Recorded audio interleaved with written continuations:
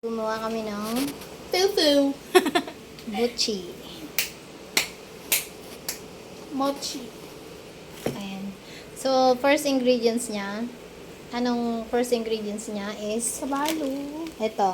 Arawan. Ayan. Glutinous rice. And then, ano kasi tawag Ano nito? yan? Food color. May Ano food siya? coloring. Food coloring yan, yung ube flavor. Then, sesame seed lang. Yun lang. So, hot water.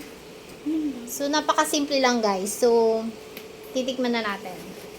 Taste test. Tingnan natin sa sa loob. Oh, open mo, Kira. Ito? Yes. So, open na, Kira. Ang init. Ayan, yan, yan. So, yan. Init. Ayan. So, may cheese siya sa... Hindi makita ang mainit kasi. Ayan. So, sa loob yan, guys. Ayan, ganyan siya.